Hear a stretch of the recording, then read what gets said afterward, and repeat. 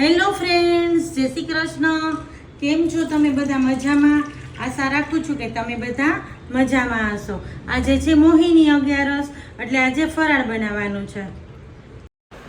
ફરાળ બનાવવાનું હોય એટલે પહેલાં તો કામ બટેટા બાફવા મૂકવાનું જ હોય. તો જો બટેટા બાફવા મુકાય છે, અને બટેટા બફાય ને ત્યાં તો બીજી બધી બહુ પ્રિપરેશન કરવાની છે. તો મીઠું નાખીને બટેટા બાફવા મૂકું છું. અને હવે જો પેલા માંડવીના દાણા લઈ લીધા છે ભૂકો કરવા માટે, કારણ કે ફરાળમાં આપણે માંડવીના દાણાનો ઉપયોગ હોય છે. અને આજે બનાવવા છે સાબુદાણાના વડા, તો આપણે એ પ્રિપરેશન છે. તો આદુ મરચાંની પેસ્ટ કરવાની છે, તો એ પણ કરી લીધી છે. હવે સાથોસાથ જો બીજી તૈયારીએ તો દહીં લઈ લીધું છે, કારણ કે આની ચટણી બનાવી છે. તો દહીંમાં આપણે જો કોથમરી છે, મરચાં છે, આદું છે, એ બધું પીસી લેવાનું છે. માંડવીના દાણા તો ઓલરેડી આપણે પીસી જ લીધા છે. થોડું એવું જીરું નાખ્યું છે અને સ્વાદ પ્રમાણે મીઠું નાખીને આ બધું પીસી લેવું છું.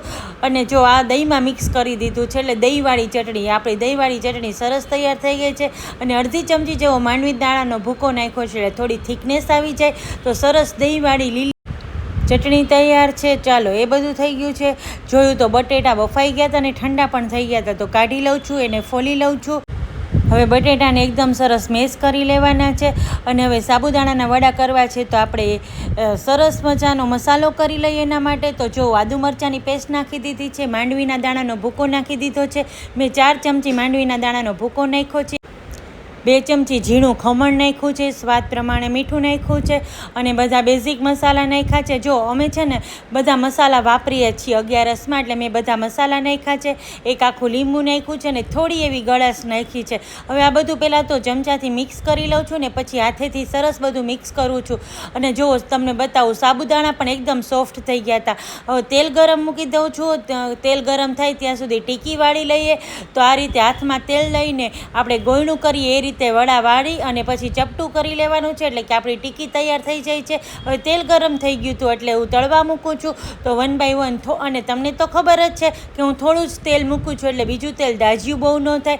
તો ચાલો, ટીકી ઉતરવા માંડી છે. મસ્ત સાબુદાણા બટેટાની મસાલાથી ભરપૂર આપણા સાબુદાણાના વડા.